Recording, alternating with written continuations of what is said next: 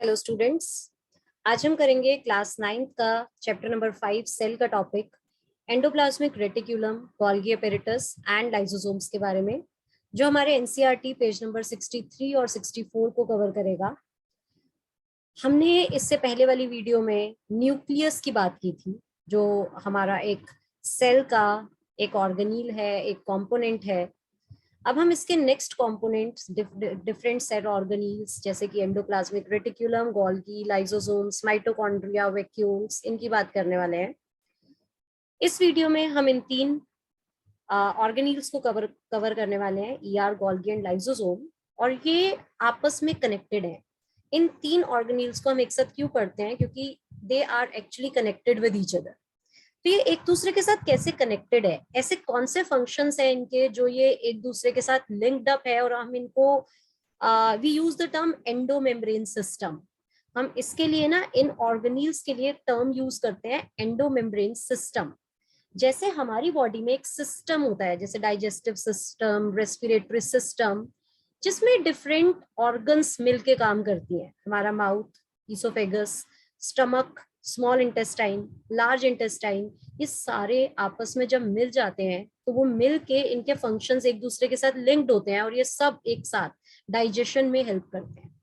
ऐसे ही हमारा ER, Golgi, lysosomes, इनके फंक्शंस आपस में कनेक्टेड हैं। दैट इज वाई हम इनको सेल के अंदर एक सिस्टम बोलते हैं, जिसका नाम होता है एंडोमेम्ब्रेन सिस्टम। ठीक है, तो आज हम इस एंडोमेम्ब्रेन सिस्टम के बारे में पढ़ने वाले हैं, जिसमें हमारी ये तीन ऑर्गेनील्स आती हैं, और ये कैसे, इनके फंक्शंस क्या हैं, और ये कैसे एक दूसरे के साथ लिंक्ड हैं। इसके लिए मैं आपको एक डायग्राम दिखाने वाली हूँ। उस डायग्राम से आपको बहुत अच्छे से, बहुत क्लियरली समझ आ जाएगा कि ये होता क्या है और ये करता क्या है। फाइन। तो आप अपनी एनसीईआरटी में पेज नंबर 63 ओपन कर लो, और ये जो डायग्राम है ये आप साथ में अपनी बुक में या कहीं पे भी ड्रॉ कर सकते हो। इस डायग्राम से आपको पूरे सारी चीजों की, सारे ऑर्गेनिल्स की क्लैरिटी आ जाएगी। यहाँ पे देखो, ये एक डायग्राम है इसका सेल का। ये एक सेल है सपोज, ठीक है, ये एक सेल है, ये न्यूक्लियस है सेल के अंदर।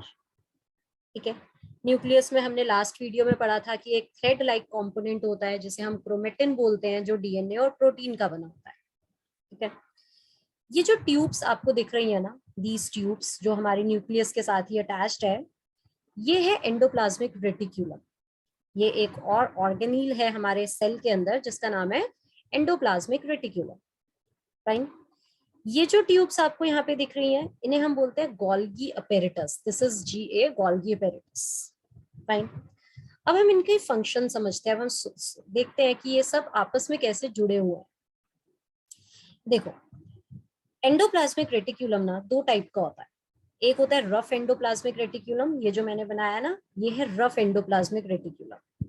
और एक होता है स्मूथ एंडोप्लाज्मिक रेटिक्यूलम। रफ के साथ ही हमारा स्मूथ प्रेजेंट होता है, जिसे हम शॉर्ट में SCR बोलते हैं, और रफ को RER बोलते हैं। रफ को रफ इसलिए बोलते हैं क्योंकि रफ एंडोप्लाज्मिक रेटिक्यूलम में ना एक, ये देखो यहाँ पे, ये ऑर्गेनील्स प्रेजेंट होती हैं। ये एक और ऑर्गेनील है, मेम्ब्रेनलेस ऑर्गेनील होती है ये, इसे बोलते हैं राइबोसोम।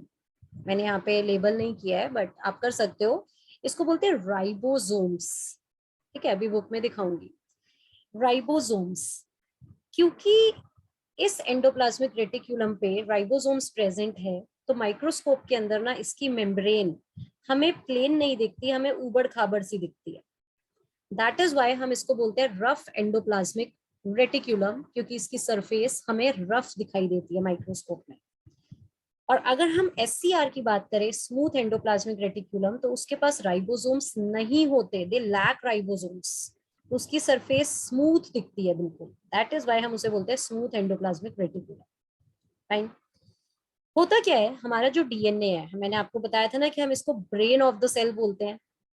लास्ट वीडियो में हमने किया था कि डीएनए के ऊपर जीन्स होते हैं, एक्टिव सेगमेंट्स होते हैं, जीन्स।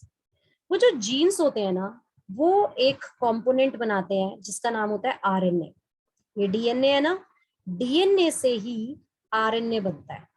RNA, ये RNA जाके राइबोसोम्स के साथ अटैच हो जाता है on the surface of RER, rough endoplasmic reticulum.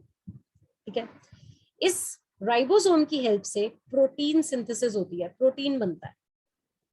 ठीक है, फिर ये जो प्रोटीन है ये बन किस में रहा है, एंडोप्लाज्मिक रेटिकुलम के अंदर बन रहा है। ये जो प्रोटीन है, ये प्रोटीन यहाँ से वेसिकल की फॉर्म में डिटैच हो जाता है, अलग हो जाता है, और नेक्स्ट ट्यूब के अंदर एंटर हो जाता है, उसके साथ फ्यूज हो जाता है अगली ट्यूब के साथ। तो ये यहाँ से इसके साथ फ्यूज हो गया और ये प्रोटीन इस ट्यूब में आ गया। फिर ये यहाँ से निकलता है in the form of vesicle और नेक्स्ट ट्यूब में फ्यूज हो जाता है। फिर यहाँ से निकलता है in the form of vesicle, ये प्रोटीन है जो यहाँ राइबोसोम की हेल्प से बना था, जो डीएनए ने कोड किया है, डीएनए इससे बना है उसकी हेल्प से। ये प्रोटीन अब गोल्गी में चला गया, गोल्गी अपैरेटस में चला गया। ठीक है, तो यहाँ पे हम समझते हैं कि रफ एंडोप्लाज्मिक रेटिकुलम ने किया क्या, एक तो उसने प्रोटीन सिंथेसाइज किया। ठीक है, दूसरा उसने क्या काम किया, ये जो उसने प्रोटीन बनाया ये इस प्रोटीन को ट्रांसपोर्ट कर रहा है, transport protein to Golgi, Golgi को प्रोटीन दे रहा है वो वाला। ठीक है, तीसरी चीज ये एक नेटवर्क भी फॉर्म कर रहा है, न्यूक्लियस और इस जो भी इस प्रोटीन की टारगेट साइट होगी अभी हम देखते हैं, जैसे वो साइटोप्लाज्म में अगर आता है तो वो साइटोप्लाज्म और न्यूक्लियस के बीच में एक नेटवर्क है। ठीक है, एक कनेक्शन है। और इसके अलावा ना it also provide its surface, ये अपनी सरफेस प्रोवाइड करता है for some reactions, for some biochemical reactions, for some important reactions, उसके लिए अपनी सरफेस भी प्रोवाइड करता है। उस पॉइंट को भी आप इसमें ऐड कर सकते हो। राइट, और जो दूसरे टाइप का एंडोप्लाज्मिक रेटिकुलम होता है which is smooth endoplasmic reticulum, इसका काम होता है लिपिड बनाना, ये लिपिड सिंथेसिस करता है, लिपिड्स बनाता है, और ये डिटॉक्सिफिकेशन करता है, जो ड्रग्स या जो केमिकल्स, टॉक्सिक केमिकल सेल्स के अंदर होते हैं ना, उसको ये डिटॉक्सिफाई भी कर सकता है। ठीक है, अब बात करते हैं गोल्गी की। ये जो प्रोटीन है ये गोल्गी में आया, गोल्गी के अंदर आके ये प्रोटीन कुछ टाइम के लिए स्टोर हो सकता है, स्टोरेज, इसका काम है स्टोरेज। दूसरी चीज मॉडिफिकेशन, मॉडिफिकेशन ऑफ प्रोटीन। ये जो प्रोटीन आता है ना, ये प्रोटीन हमारा, कुछ प्रोटीन्स ऐसे होते हैं जिसको मॉडिफिकेशन की जरूरत होती है, चेंजेस की जरूरत होती है, कुछ टूट के छोटा होने की जरूरत होती है या बड़ा होने की जरूरत होती है, मतलब इसका कुछ सेगमेंट टूट जाता है और ये छोटा हो जाता है, फिर ये एक्टिव बन जाता है, या इस पे कुछ कार्बोहाइड्रेट के मॉलिक्यूल्स अटैच हो जाते हैं, तो दैट इज कॉल्ड मॉडिफिकेशन। कुछ प्रोटीन्स को जरूरत होती है, सबको नहीं, तो जिसको जरूरत है वैसी मॉडिफिकेशन इस गोल्गी के अंदर होगी जो इस प्रोटीन को एक्टिव बनाएगा। ठीक है, उसके बिना ये प्रोटीन काम नहीं कर सकता। And third thing is transportation. Transportation कैसे, ये जो प्रोटीन गोल्गी की इस मेम्ब्रेन में आया, इस ट्यूब में आया, ये फिर से वेसिकल की फॉर्म में निकलता है और यहाँ से अगली ट्यूब में एंटर होता है, फिर वेसिकल की फॉर्म में निकलता है, अगली ट्यूब में एंटर होता है, फिर वेसिकल की फॉर्म में निकलता है। अब इस प्रोटीन का काम ना सेल के बाहर भी हो सकता है और सेल के अंदर भी हो सकता है, साइटोप्लाज्म में या किसी ऑर्गेनील में। अगर इस प्रोटीन का काम सेल के बाहर है तो ये वेसिकल प्लाज्मा मेम्ब्रेन के साथ फ्यूज हो जाएगी और ये प्रोटीन सेल के बाहर निकल जाएगा। ठीक है, और अगर इसका फंक्शन सेल के अंदर ही है तो ये जो वेसिकल है ना, ये वेसिकल की मेम्ब्रेन रप्चर हो जाएगी, डीजनरेट हो जाएगी और ये प्रोटीन साइटोप्लाज्म में आ जाएगा और यहाँ पे काम करने लगेगा। तो ये गोल्गी जो है ना, वो उसको इसकी टारगेट साइट तक लेकर जा रहा है, इस प्रोटीन को इसके टारगेट साइट पे लेके जा रहा है, कि सेल के बाहर, सेल के अंदर, जहां भी उसको काम है, ये वेसिकल की फॉर्म में उसको उसके टारगेट साइट तक ट्रांसपोर्ट कर रहा है। तो वो प्रोटीन को उसकी टारगेट साइट तक लेकर जाता है। फाइन। तीसरी चीज है लाइसोसोम। अब अगर हम लाइसोसोम की बात करें ना, तो लाइसोसोम ना एक ऑर्गेनील होती है जो गोल्गी अपैरेटस से बनती है, जीए से बनती है, गोल्गी से। लाइसोसोम के अंदर कुछ प्रोटीन्स होते हैं जो डाइजेस्टिव प्रोटीन्स कहलाते हैं, और we can say hydrolytic enzymes कहलाते हैं। वो प्रोटीन्स, वो एंजाइम्स बने किस में, एंडोप्लाज्मिक रेटिकुलम में। प्रोटीन सिंथेसिस कहाँ होती है, एंडोप्लाज्मिक रेटिकुलम में। सेम प्रोसेस से वेसिकल्स की फॉर्म में चलते चलते गोल्गी में आ गए, गोल्गी से निकल के यहाँ पे ये वेसिकल की फॉर्म में ये डाइजेस्टिव प्रोटीन्स प्रेजेंट है।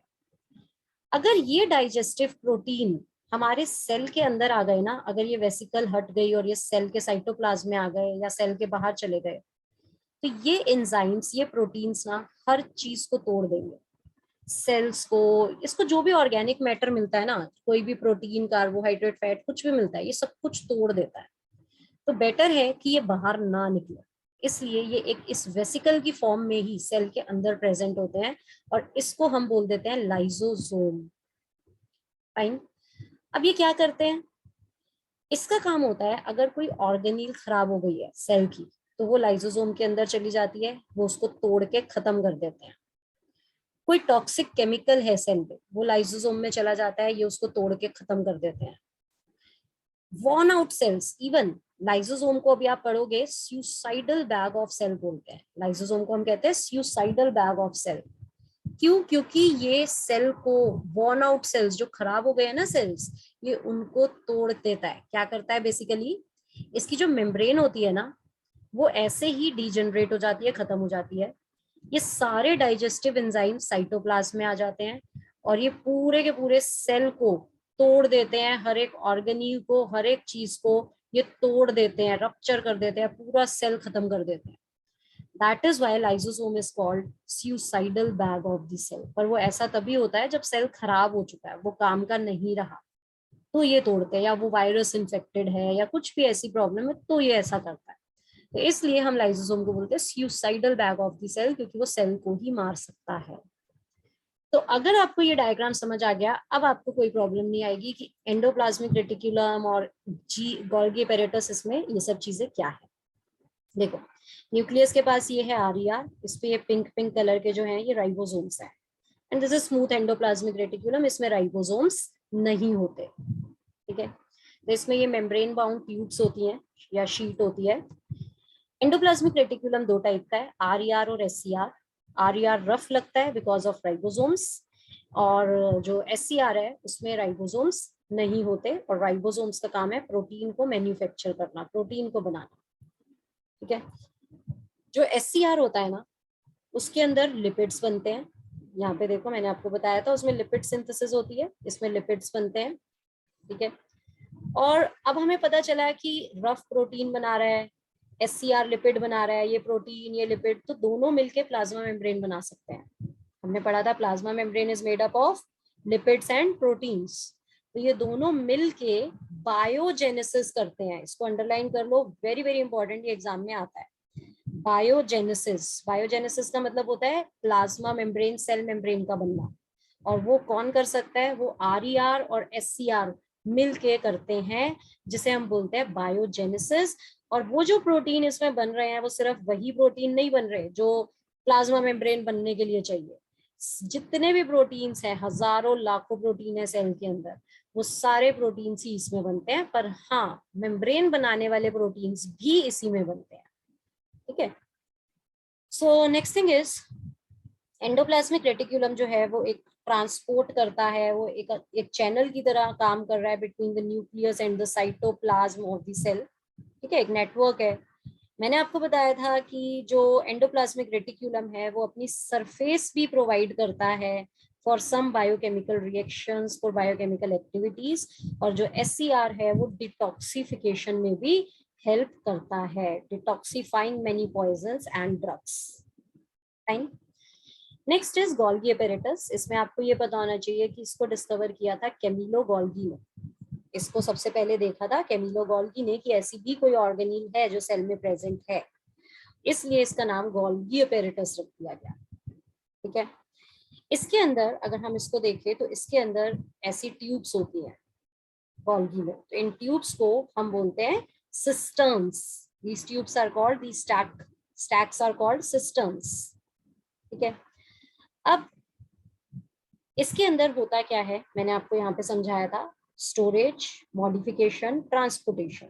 जो प्रोटीन ईआर से आया, ये क्या करता है, ये पैक करता है और उसको डिस्पैच करता है, उसको भेजता है उसकी टारगेट साइट तक उस प्रोटीन को। ठीक है, उसे पैक करता है और उसको डिस्पैच करता है इनसाइड और आउटसाइड दी सेल। मॉडिफिकेशन भी करता है अगर जरूरत है तो, स्टोर भी करता है, पैकेजिंग करता है in the form of vesicles, उस पे कॉम्प्लेक्स शुगर, मतलब दैट इज मॉडिफिकेशन, अगर जरूरत है कुछ केसेस में कुछ शुगर मॉलिक्यूल्स अटैच हो जाते हैं प्रोटीन पे, तो वो उसको भी अटैच करता है, ठीक है। और लाइसोसोम्स भी बनाता है। तो ये क्वेश्चन आता है पेपर में, लाइसोसोम कौन मैन्युफैक्चर करता है, कौन बनाता है, तो आप बोलोगे गोल्गी एपेरेटस। हमारी नेक्स्ट सेल ऑर्गेनील है लाइसोसोम, जो गोल्गी से ही बनती है, राइट। तो लाइसोसोम में मैंने आपको बता दिया, इसे हम suicidal bag of the cell बोलते हैं। इसके अंदर, लाइसोसोम के अंदर, ये गोल्गी से बनी है और इसमें कुछ डाइजेस्टिव और हाइड्रोलिटिक एंजाइम्स हैं जो इसको हमारे वॉर्न आउट सेल्स हो गए या फॉरेन मटेरियल हो गया, बैक्टीरिया वगैरह, फूड को या ओल्ड ऑर्गेनील्स, उन सब चीजों को तोड़ने में, उसको सिंपल सब्सटेंसेस में कन्वर्ट करने में हेल्प करते हैं, राइट।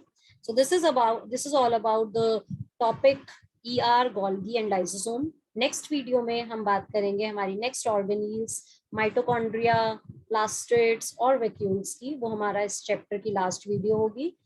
कोई भी टॉपिक में आपको कोई प्रॉब्लम है तो आप इस कमेंट सेक्शन में लिख सकते हो। सी यू इन नेक्स्ट वीडियो।